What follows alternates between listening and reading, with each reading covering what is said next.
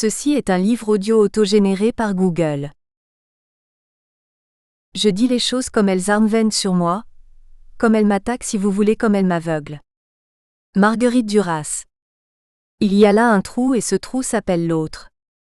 Jacques Lacan. Regarder la mer, c'est regarder le tout. C'est à un regard que nous invite Marguerite Duras. À un regard qui peut nous ravir, dont elle a trouvé les mots qu'elle a écrits dans un lieu unique, assise à sa table de travail et en regardant à travers les fenêtres de son appartement de l'hôtel des Roches-Noires à Trouville, endroit mythique de littérature et de cinéma dans lequel elle vécut de 1963 à la fin de sa vie. Immense et élégant vaisseau de pierre bâti sur la plage, qui abrita Marcel Proust et dans lequel vivent toujours des écrivains et encore quelques actrices. Regarder la mer, c'est regarder le tout. C'est cette phrase de Marguerite Duras qu'on peut lire sur cette petite plaque de marbre rose commémorative apposée aux abords de l'édifice, précisément en haut de la descente récemment baptisée escalier Marguerite Duras, qui s'ouvre sur la plage de Trouville et qui passe sous ses fenêtres et son balcon. Elle avait préféré un appartement sur le côté et sur l'arrière avec vue sur la mer et la baie de Seine, car regarder et entendre la mer en permanence, elle disait trouver cela impossible, intolérable.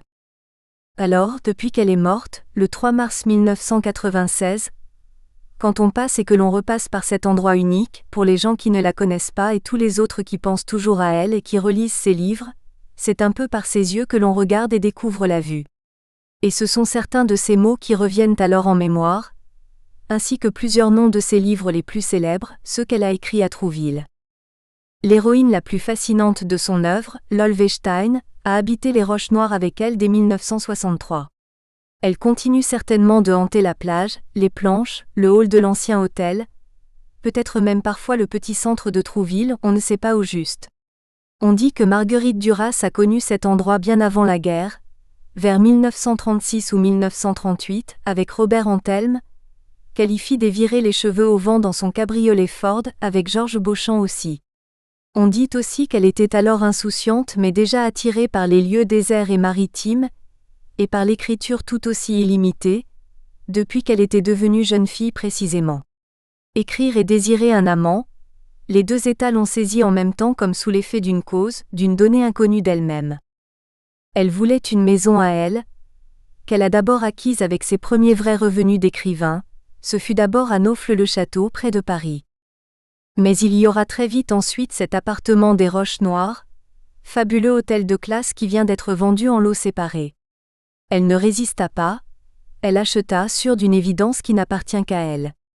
On dit Trouville, on y entend ce qui s'y lit, ce que l'on veut aussi, le nom d'un désert d'eau, de ciel et de vent ouvert sur l'océan dont elle fut à peine séparée par ce mince barrage de bois immuable, les célèbres planches qui semblent retenir le gros vaisseau de pierre à bord duquel elle s'embarqua 30 ans durant sur la mouvance de l'écriture, le navire Knight de l'écrit. C'est de là qu'elle a regardé jusqu'à l'indistinction puis écrit sur ce tout haut de la mer, de la solitude insulaire, de l'alcool et des livres. Un lieu qui l'a protégée et soustraite du monde, dans lequel elle s'est souvent retranchée, parfois longtemps, jusqu'à la fierté, jusqu'au bonheur et puis jusqu'à l'intenable jouissance autarcique dont elle témoigna. C'est là aussi, à plus ou moins bonne distance du tout, qu'elle s'est autant perdue qu'en partie retrouvée. Elle l'aimait cette mer décidément, ces plages infinies de Trouville sur lesquelles elle a ancré beaucoup de ses livres mais dont elle s'est gardée, alors qu'on la voyait souvent regarder l'étendue qui s'ouvrait à elle, comme prisonnière derrière l'immense porte de fer et de verre du hall de l'hôtel. J'ai écrit Lolwestein ici, dans cet immeuble-là, et c'est après coup que ce lieu où j'ai écrit le livre est devenu un lieu du livre. L'amour qui fait partie du ravissement de Lolwestein a été tourné ici. Je me demande si ce n'est pas le sable, la plage, le lieu de Estala, encore plus que la mer, les marées formidables d'ici. À marée basse, on a 3 kilomètres de plage, comme des contrées, des pays de sable complètement interchangeables, le pays de personne voyez sans nom. Elle a beaucoup aimé cet endroit, Marguerite Duras. C'est là qu'elle a vécu, travaillé, beaucoup travaillé, jusqu'à écrire et réécrire plusieurs fois Lolwestein, qu'elle a ri, aimé plusieurs hommes, et c'est ce hall des Roches-Noires qu'elle a filmé et arraché au silence en bavardant avec les autres afin de s'enlever de la contemplation maritime infinie, seule face à la mer et ses mouvements toujours imprévisibles. Elle a fait des films ici, assez nombreux, nous en reparlerons. Elle a inventé là un style, un nouveau cinéma expérimental qui enracine l'image dans le texte, trouver une forme qui pense, comme dit Jean-Luc Godard. Elle disait que cet hôtel de Trouville est le plus beau studio de cinéma qu'elle ait connu. Elle y a fait de belles rencontres et a donné des images inoubliables avec Bruno Nuiten et Benoît Jacquot qu'elle aimait beaucoup. Elle a fixé là une partie de sa légende sur pellicule, avec la lumière et les ombres de cet endroit hors du temps adoré de peintres célèbres. On pourrait faire un musée sur elle là-bas, si l'on ne craignait pas d'y tuer la poésie et toute cette absence pleine d'elle. Alors ce tout qu'elle dit avoir contemplé jusqu'à la tentation de s'y perdre, elle nous l'a donné sous la forme d'images et de livres, davantage même sous la forme de livres des milliers de pages, on s'y perd, on s'y ensable parfois, on en ressort rarement indemne et puis on y retourne, un peu comme elle, on la suit. J'ai toujours été au bord de la mer dans mes livres. J'ai eu affaire à la mer très jeune dans ma vie, quand ma mère a acheté le barrage, la terre du barrage contre le Pacifique et que la mer a tout envahi, et qu'on a été ruiné.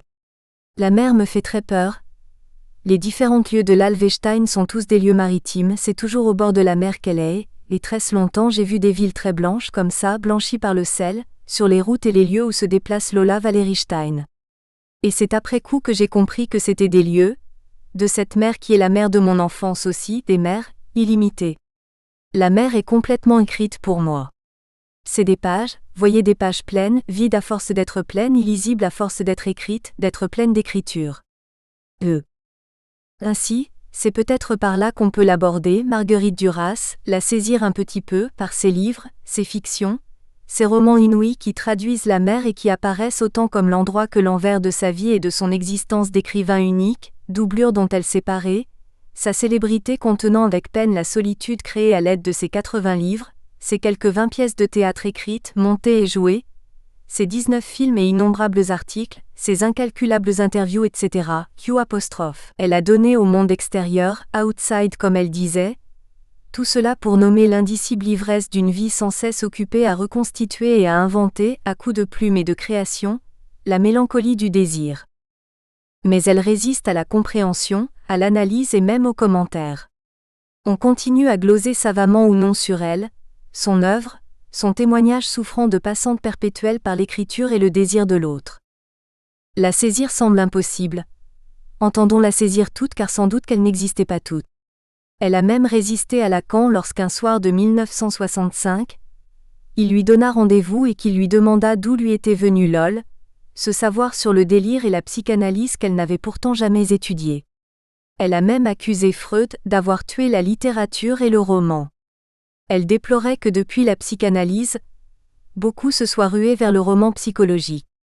Et puis elle avait certainement aussi de la sympathie, une correspondance intime voire une sorte d'attachement pudique pour Freud comme pour Lacan, ce rival secret qu'elle connaissait et fréquentait à l'occasion rue Saint-Benoît depuis la fin de la guerre en compagnie de Georges Bataille, Francis Ponge, Clara Malraux, Romain Gary, les deux Santi. Lacan qui l'admirait et qui lui rendit un hommage très appuyé dans un article célèbre, Lacan qui l'invita lors d'un réveillon chez lui, à Guitrancourt. Cependant, si elle résiste encore au saisissement Marguerite Duras, il semble qu'elle ait par contre cédé au ravissement, par l'écriture. Elle avait trouvé le lieu ad hoc pour cela, pour créer et témoigner de cette tentation mortifère comme de cette division intime de laquelle elle exhumera cette Lolvestein qu'elle donnera à Robert Gallimard pour qu'il lui offre cette forme sensible, recevable et lisible par d'autres qu'est un livre. Car elle ne pouvait pas, au fond, rester avec Lolvestein dans le corps à corps, dans la même communauté inavouable, cela l'aurait peut-être même tuée. Lol, elle est difficile à lire et on ne la comprend pas toujours, on tente de la suivre, un peu comme Marguerite Duras, surtout si on l'aime, même si parfois elle énerve, elle embarrasse. On tente ainsi de les suivre toutes deux, de les saisir avec les textes. Alors, qui fut-elle vraiment Marguerite Duras puisqu'elle a connu, vécu et qu'elle s'est si profondément absorbée dans ces multiples lieux qui l'ont disséminée, de l'Orient à l'Occident, tous ces lieux originaires ou surprenants qui l'ont littéralement ravie mais que ses livres encadrèrent et délimitèrent pourtant. Elle n'aimait guère les biographies a-t-elle dit, même si elle fit confiance à Laura Adler à la fin de sa vie. Elle savait qu'une bio, c'est un essai de cohérence, de forme pleine, toute, situable du côté du savoir et de la fixité, qui répugne à laisser dans l'ombre et dans l'absence, qui ne consent pas à la perte, alors que ce sont là les qualités de ces héroïnes. Sans doute savait-elle que Freud détruisit son journal et des manuscrits à l'âge de 29 ans en pensant peut-être même avec un malin plaisir à ses futurs biographes, jetant ainsi déjà le trouble mais aussi les bases, déjà, de sa future découverte de la pulsion de mort, cette entité, cet abîme ordinaire de l'être quelquefois même rejeté par des psychanalystes et qui empêche toute cohésion de parole, de récit et parfois même de vie. Commençons alors par l'incontestable, c'est-à-dire sa vie d'enfant jamais oubliée, jamais reniée, c'est déjà un roman, ce roman de sa jeunesse et de ses 15 ans, jeunesse qu'elle a relatée, ressassée, sublimée, avouée dans bien des livres emblématiques comme Le barrage contre le Pacifsk, L'amant est l'amant de la Chine du Nord, et bien d'autres à partir de Trouville et d'ailleurs. On a pu nommer cela le pacte autobiographique. Et puis, elle ne parlait jamais aussi bien et simplement de son histoire que lorsqu'elle était chez elle, bien installée. On peut ainsi dire qu'elle est née en 1914 en Indochine française. Ses parents étaient enseignants et avaient quitté la France, la grisaille du Nord et la pauvreté pour sa mère, un mariage désastreux pour son père avec 2 enfants abandonnés, oubliés à jamais. Tous deux s'étaient rejoints dans l'idéal colonialiste de la mission enseignante. Elle dit que veuve, son père meurt en 1918, rapatriée en France, loin d'elle alors qu'elle n'a que 4 ans, sa mère est restée seule avec elle et ses 2 frères.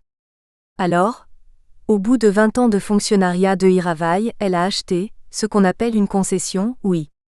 Et on lui a donné, on a vu cette femme arriver seule, veuve, sans défenseur, complètement isolée, et on lui a donné une terre incultivable.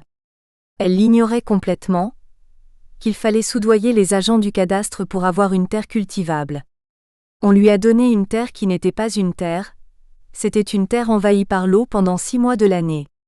Et elle a mis là-dedans 20 ans d'économie. Elle a donc fait construire ce bungalow, elle a semé, elle a repiqué le riz au bout de 3 mois le Pacifsk est monté et on a été ruiné. Et elle a failli mourir, elle a déraillé à ce moment-là, elle a fait des crises épileptiformes. Elle a perdu la raison. On a cru qu'elle allait mourir. 3. Terrible et simple, et il y aura plusieurs tentatives pour contenir l'océan, plusieurs crises de violence et de folie. Marguerite Duras raconte l'histoire à la hauteur d'une tragédie, ses années de plomb, dans beaucoup de ses textes dès 1949. Elle l'a réécrit sous une forme ou sous une autre, cette folie de sa mère, de son frère aîné, de tous, la gangrène de la misère, la plaine affamée, les enfants qui meurent tout autour et que les pères enterrent à même la fange, les chiens divagants, la mendiante. Tout ce ravage personnel qu'elle en a conçu, l'illimitation et la porosité qu'elle a laissé l'atteindre, l'envahir et dans lesquelles elle s'est emportée à son tour, ce qu'elle tentera de circonscrire sa vie d'écrivain et de femme libre durant. Cela la conduira au bord de l'abîme, de la mort, mais jamais du suicide semble-t-il car elle avait l'éthique du bien-dire, de l'écriture, seule plus farce que la mer écrit-elle, soutenue par ce désir décidé depuis toujours d'œuvrer autour du malheur d'être une femme seule, de ce mystère de la féminité, du sexe et de l'amour. On peut penser qu'elle sera ravie par cette jouissance absconse, fascinante et paradoxale de l'écriture et l'exploration intérieure qu'elle dénude. On dira qu'elle habitera dès lors en Eurasie, et qu'elle y entraînera beaucoup de ses lecteurs, de ses lectrices conquiers dans son no man's land personnel et sublime, dans l'ombre interne, sa chambre noire. C'est à Trouville-sur-Mer qu'on la retrouvera seule avec l'alcool, l'écriture et l'Olvestein. Elle racontera cela à Pierre Dumaillet pour la télévision en noir et blanc dès 1964, lors de la parution du Ravissement puis du Vice-Consul. Cet homme perdu sur les terres de son enfance sauvage et amoureux d'Anne-Marie Streeter, l'icône féminine bien réelle des 10 ans de Marguerite Duras, ces 2 mendiants éthérés de l'amour qui cherchent une indication pour se perdre. Puis il y aura Yann avec lequel elle vivra, dès l'été 1980. À Trouville, elle est souvent seule face à la mer qu'elle décide d'écrire, comme elle le dit. La mer Exteux, seule ou presque face aux raffineries du Havre visibles de l'autre côté de l'estuaire de la Seine primitive située devant ses fenêtres, là-bas, après Honfleur et sa lumière céleste, toute cette situation qu'elle observe derrière ses célèbres lunettes à monture d'écaille, longue vue qui emporte son regard vers le monde extérieur. Elle visualise même l'invisibilité du cap d'Antifer dont le nom la subjugue. Il faut que quelqu'un une fois dise la beauté d'Antifer. Qu'il dise comment c'est à la fois seul et devant Dieu. Sauvage et nu le long des falaises des premiers âges et à la dimension de l'absence absolue d'un possible de Dieu. Dieu, son absence si présente comme les seins de la jeune fille devant l'immensité à venir. 4. Elle a cette vision panthéiste, ce don Marguerite Duras, de voir tout, dans rien c'est pareil. Et puis c'est là qu'elle réalise qu'on ne parle pas de Dieu mais qu'on parle à Dieu. Elle l'a toujours su même si elle n'a jamais cru à l'hypothétique hypostase, à ce truc, comme elle l'écrit dans l'Amour. Elle sait que cet autre-là n'existe pas mais elle tutoie Dieu en compagnie de l'alcool qui remplace Dieu, comme elle l'écrit. Ce plein est cette brûlure de l'alcool fort qui remplace le vide sidéral de Dieu. Ce mot qui selon elle déresponsabilise et dont le nom gît depuis toujours dans le sien. Elle s'appelle Marguerite Donadieu. Ce nom de naissance qu'elle n'aime pas et qu'elle remplace dès 1943 par son nom d'écrivain en choisissant le nom du village de son père, Duras, dans le Lot-et-Garonne. À Trouville donc elle tutoie Dieu, ce mot trou. Elle rêve de sa forme pleine mais elle en écrit l'absence, le trou laissé par lui, le ravinement creusé par la lettre dans la vacuité de l'être recouvert par l'écriture cicatrice du déluge, ravinement, trace laissée sur le corps mort du monde et de l'amour. Ce qu'elle déplore dans ses livres, ses écrits devenus dès lors concurrentiels de Dieu. Elle fascinera des générations de lecteurs, de lectrices, en écrivant ce corps infirme de l'autre de l'ol qui attend en vain, crie en vain. Puis un jour ce corps infirme remue dans le venir de Dieu. 5. Alors maintenant depuis son absence, sa mort, on la lit, on la relit, on ne peut plus faire que cela. Et peut-être que l'on peut s'imaginer aussi parler un peu avec elle puisqu'elle est un peu dans tout cela, dans ce tout dans lequel elle s'est dispersée, ce tout qui n'a rien d'animiste ou de religieux mais qui nous emmène au contraire vers ces sentiers de la perdition, afin peut-être qu'on l'accompagne à travers des paysages et vers des lieux semblables à ses personnages, à ses héroïnes, pour se retrouver devant la porte fermée, comme elle disait, peut-être afin qu'elle n'y reste pas tout à fait seule. Cet art suggère que la ravisseuse est Marguerite Duras, nous les ravis. Écrit en effet Jacques Lacan, un Lacan peut-être même suscité par le Jacques de Jacold, pris, ravi dans ce ternaire constitué par lui-même, le texte de Marguerite Duras, le ravissement de Lodwestein et Marguerite Duras qu'il connaissait comme personne et comme auteur. Me voici le tiers à y mettre un ravissement dans mon cas décidément subjectif. Hommage fait à Marguerite Duras, du ravissement de Lodwestein, in autres écrits, Seuil page 192.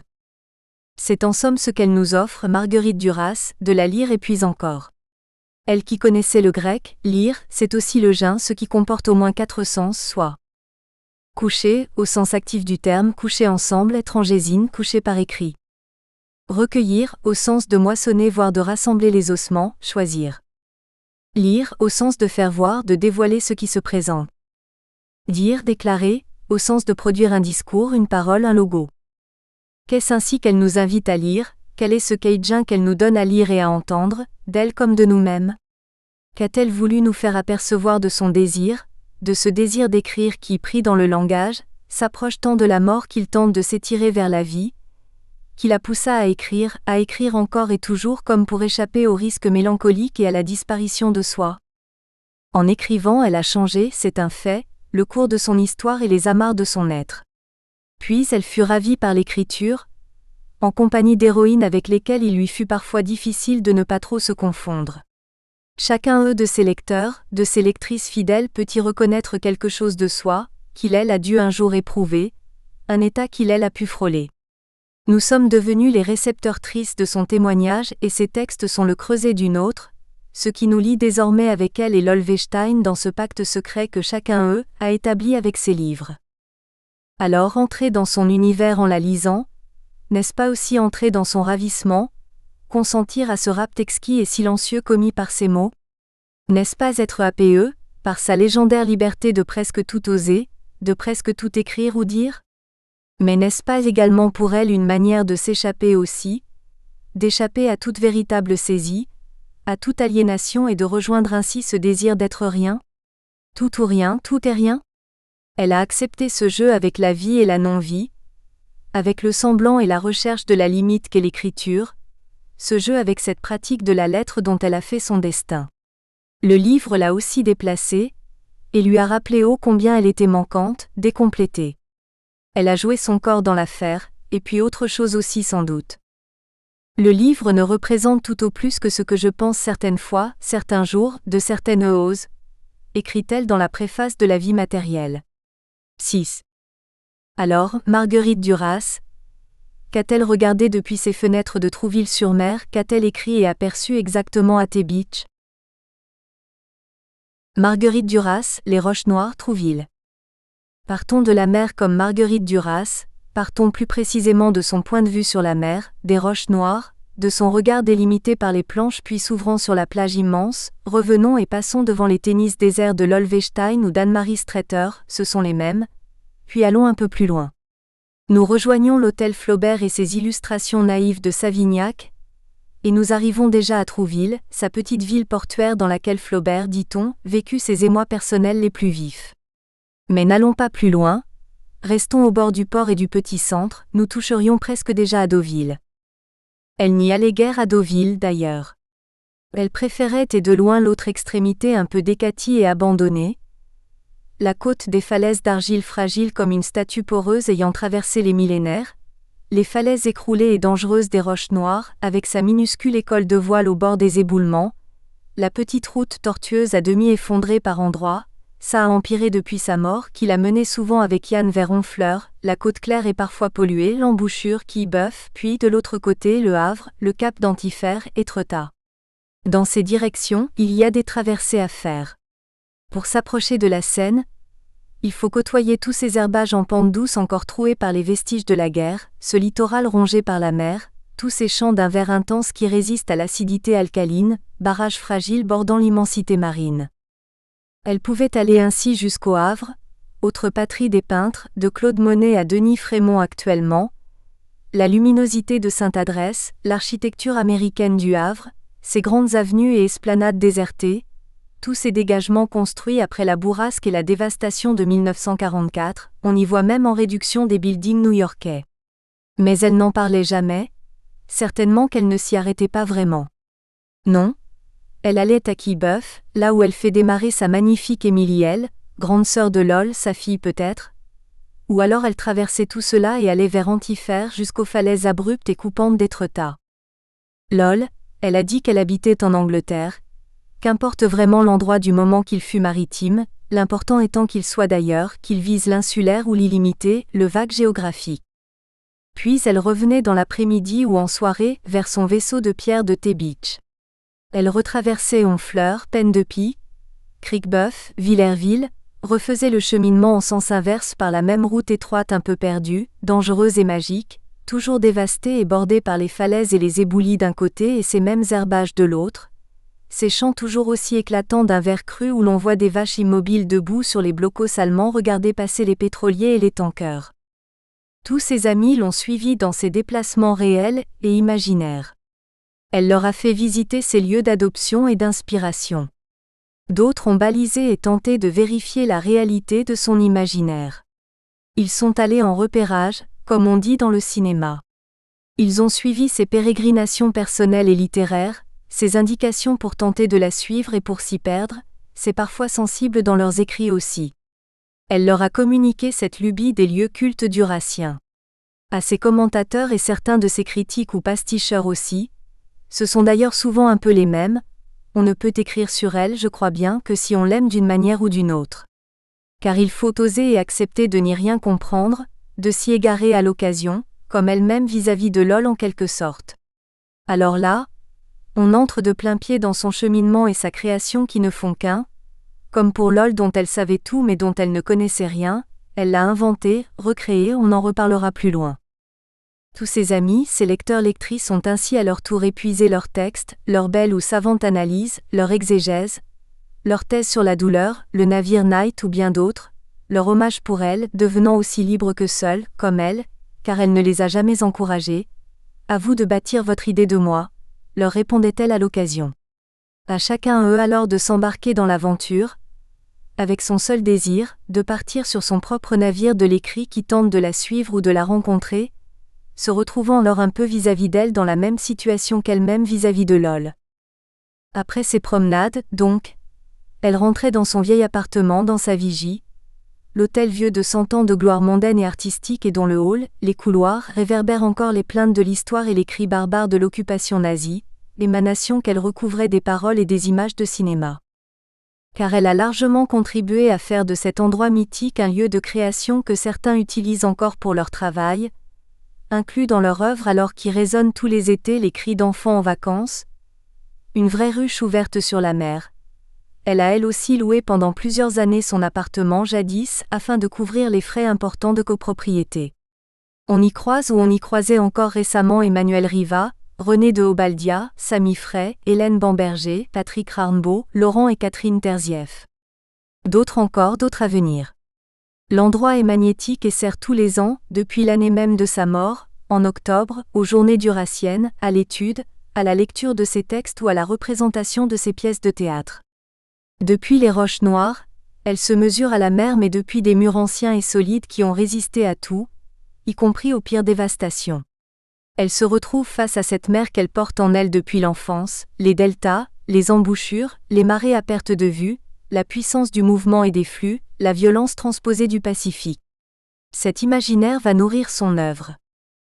Elle vient se mettre là dès 1963, se sur-sous-exposer selon les périodes, dans la lumière maritime. Elle achète 2 petits appartements réunis en un seul, et elle écrit le souvenir de l'événement de sa main au crayon sur la porte de sa cuisine, sa main négative, qui inscrit « L'appareil Tahiti a été acheté le 1er juin 1963 à Madame Guo pour la somme de 9 millions. C'est sur une annonce du Figaro que je suis venue le voir dans la matinée. J'étais la première. J'ai acheté séance tenante comme Nofle. 7. Elle connaît la région puisqu'elle y était venue dans sa jeunesse, les cheveux au vent dans son anglaise décapotable, et puis parce qu'elle était invitée chez les Gallimard à Bénerville.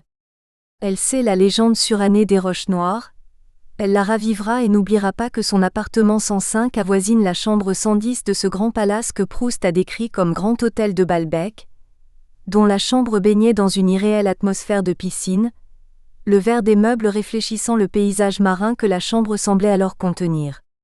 Elle est venue ici se situer sur la scène des splendeurs aristocratiques passées, à l'égal ou dans l'ombre des célébrités dont les noms ne seront jamais oubliés par le temps.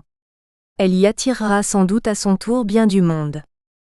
Qu'elle y soit ou qu'elle en ait disparu n'y change rien. Toute cette fréquentation passée et actuelle crée un climat bien particulier, et l'hôtel des Roches Noires deviendra un personnage à part entière de son œuvre. Il ne semble inanimé que du dehors, conserve une telle âme en dedans. Cela donnera à Dominique Isserman l'occasion de réaliser de sublimes photos sophistiquées de femmes drapées par leurs vêtements, et la lumière unique du hall. Elle se préserva là de l'excès social et du temps et y vécut en compagnie d'une solitude voulue, encore une création d'elle, choisie et nécessaire à son travail, affirmait-elle encore tardivement, dans Écrire par exemple, à sa recherche sur l'épure de l'être et de l'écriture. Rob Malley-Stevens fut l'architecte à l'origine de son coup de foudre de 1963, pour l'endroit et le hall intemporel. Il a restructuré ce lieu dès 1925 et y résida lui-même. Cet homme concevait aussi les décors des films de Marcel L'Herbier, L'Inhumaine, et il confère à ce hall un esprit luxueux, moderne et dépouillé qui fait désormais référence, créant dans le décor une multiplicité spatiale permettant plusieurs perspectives, plusieurs points de vue géométriques simultanés par la disposition des pans de murs, des piliers et des fresques peintes par Gire, ainsi que par des volumes et des éclairages travaillés. Il reconstruit l'espace interne, elle a dû le sentir, cet espace qui lui permettra d'y accrocher son regard et son existence. Elle n'aura de cesse d'y inscrire et de limiter quelques-uns de ses points de vue vers la mer filtrée par le verre épais, le regard encadré par le métal des ouvertures et tamisé par les solides fenêtres du hall. Son écriture, dès l'aube des années 1963 à 64, semblera rejoindre l'esprit décidé et le rendu minimaliste du travail de Malley-Stevens qu'elle transcendra à l'aide des images de ses films tournés là, images qui dériveront ensuite vers les intérieurs dévastés et ruinés du château de Saint-Cloud, détruit lui aussi depuis l'occupation, qu'elle enveloppera de la bande-son d'India Song. Ce sera son nom de Venise dans Calcutta Désert. Elle glissera ensuite vers d'autres extérieurs. Les rues de Paris à l'heure du ramassage des poubelles, Rome loin des monuments orgueilleux. Elle créera à partir de là un regard cinématographique sur l'absence et la destruction. Ce sera la destruction de l'image affirmative et pleine, un cinéma cherchant la rupture, le retrait, la réduction des traces d'une vie en allée situable dans les restes et les décombres. Nous espérons que vous avez apprécié cet aperçu. Pour continuer à écouter ce livre audio sur Google Play Livres, utilisez le lien dans la description de la vidéo.